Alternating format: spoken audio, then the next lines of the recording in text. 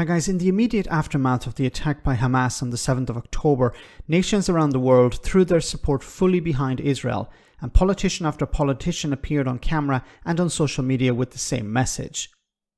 Israel has the right to defend itself, and the respective country will do everything in its power to support the Israeli government and its people.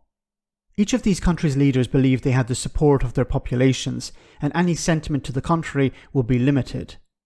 However, that changed with the order from the IDF for the population of Gaza, 1.1 million people, to evacuate south or face the consequences. So, is Israel heading down a road where it will end up eventually being condemned by those who were its strongest supporters just a few days ago? Well, an FCDO spokesperson, that's the Foreign and Commonwealth Office, has said this in the last few moments. Israel has suffered a shockingly brutal terrorist attack, and Hamas alone is responsible for this conflict. We support Israel's right to defend itself and to take action against terrorism. Unlike Hamas, Israeli President Herzog has said their armed forces will operate in accordance with international law. Given that Hamas has embedded itself in the civilian population in Gaza, it's important that Israel takes all possible measures to protect ordinary Palestinians and facilitate humanitarian aid. That statement just in from the Foreign Office. So at the beginning of this, countries like the United Kingdom and to a lesser extent the European Union threw their support fully behind Israel, and there was a risk involved there.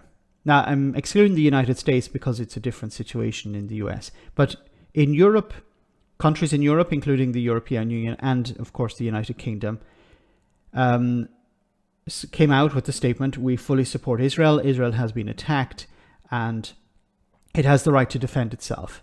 And it went no further. Now that seems to have changed. Now, there's two possibilities here, or maybe two that I can see. One is that there is growing sentiment within the individual countries of the European Union and the UK that this is not correct. The government should have not acted in this way. You cannot provide unqualified support to Israel in this way. You have to think about what's happening to the Palestinians as well. And that sentiment it certainly has changed within the country by members, citizens of the respective countries. And you can't throw your support behind Israel in this way. We also have to think about the Palestinians. And what's happened since the attack has strengthened that. Now, there's another way of looking at this, and I believe the US is going down this road, but maybe to a certain extent also the UK and Europe. It's better to throw our support behind Israel so that we have your back. We will provide you with military equipment. We will provide you with whatever you need in order to deal with this threat, knowing that Israel does not need the UK or the EU, but in order to have some sort of influence later on. So the thinking could be on a diplomatic level. Look, Israel doesn't need us, but if we say to it at the beginning that we are behind you, we will have some sort of influence later on. Now, it's possible that they won't, but if they were to come out and condemn Israel at the beginning, then they would have zero influence later on. And I think that's the thinking in the United States.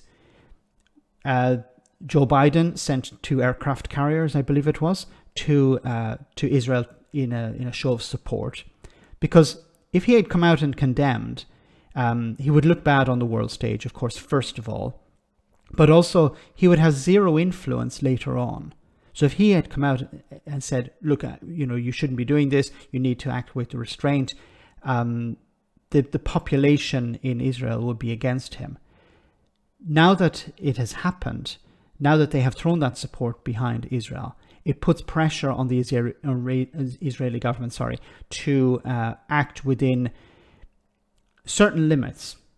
Now there's pressure. Will they do that? I don't know. But it shows that there is support at the beginning from countries for Israel to take whatever action is necessary.